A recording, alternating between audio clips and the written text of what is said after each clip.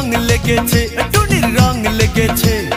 টুনি নাকি সিনেমার নায়িকা হয়েছে, সেই ছবিতে নায়ক নাকি থাকবে সাকিব খান। ছবিটার নাম নাকি তুমি আমার জান।